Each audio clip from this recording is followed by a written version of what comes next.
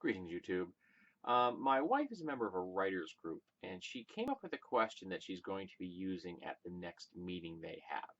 And as they say, the sincerest form of flattery is plagiarism.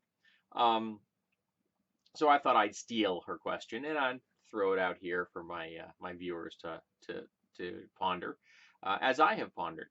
And her question is, when is the first time you remember thinking for yourself, making your own decision? Now, that isn't necessarily the first time it happened, because it could have happened at an age below which you don't remember. Lots of us don't remember huge swaths of our lives under a certain age. My earliest memory, I think I was 3. I was in the hospital because I had pneumonia. Um, and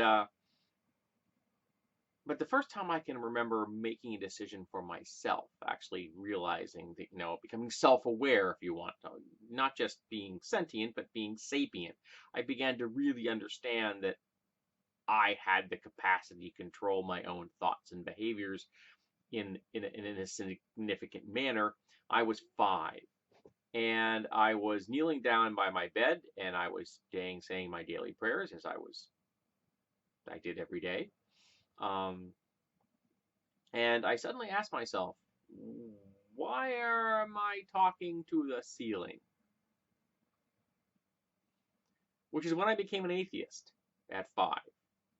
And I stopped believing in the Christian God at that moment. And Though I attended Catholic church until I was 14, when I just stopped going. I just had my fill. Interestingly, as some of you may have been questioning the fact that I just said that, I became an agnostic at 19, and at 22 I became a pagan, or technically a neo-pagan. Um, the reason behind this is that I realize now in retrospect that I had become disenfranchised with organized religion, and what I had been taught was faith, spirituality, and a connection with the divinity. And when I had been taught the whole framework of organized religion, that is, Catholic Church is one of the best examples there is of that, is horrible. It's terrible. It's mind crushing and soul crushing. It literally beats out of us our connection to the spiritual and to the divine. It tells us that the only connection we can have is the one that we are told. In the actuality, each of us is connected to the divinity, to the divine itself, the second we enter the world. Before we enter the world, we are divine, all of us.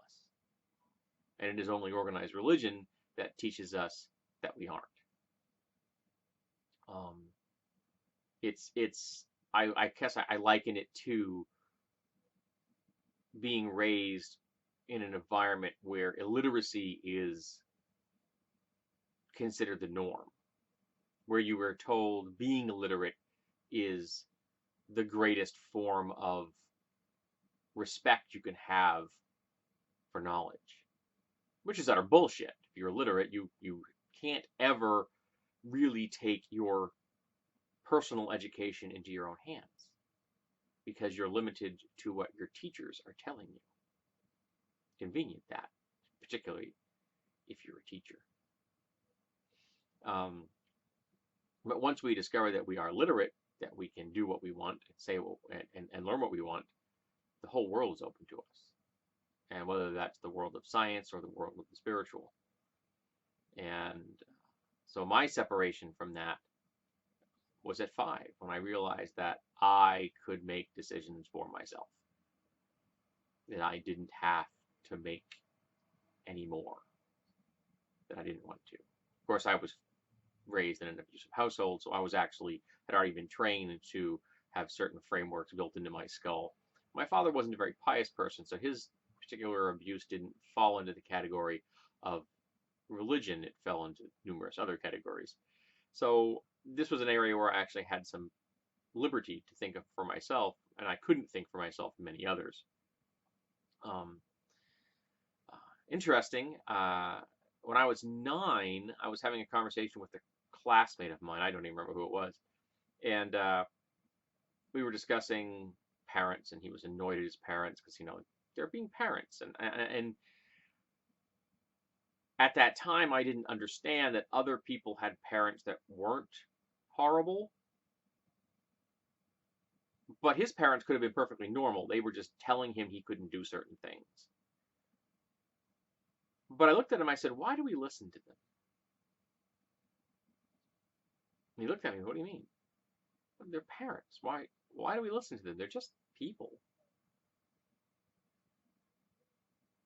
And the look of horror and shock on his face was priceless. I may not remember his name, but I remember that facial expression. Because I was knocking out the very underpinnings of reality for him. I was undermining the very concept that he didn't have to listen to them. And he was shocked by that. I, of course, grappled with that all the time. I didn't understand on certain levels why I listened to them either, mostly because I had been conditioned. But I did understand that being a parent didn't give them some special power. They were just people. In the case of my parents, not healthy people. One was an abusive drunk, and one was a person that emotionally abandoned me repeatedly, and was passive aggressive. So neither of these people were healthy. They should not have ever been parents. But this has been enough about me. Now on to you. So my question to you is, when did you know you could make your first decision? That you could really think for yourself? Were you 5? Were you 9? Were you 50? Each of us develops in our own way. Each of us has our own path to knowledge and understanding. We are all at different points on the journey to enlightenment. Some of us notice parts of the journey earlier than others. Some of us are lucky and we were born into a journey that we have our eyes wide open from the beginning. I think one of those people was Buddha. Yes, I know Buddha's history, so you don't need to tell me Buddha's history. Okay, I get it. So tell me, when was the first time that you began to think for yourself? The first time that you truly grasped the idea that you could make decisions that you wanted and no one imposed upon you?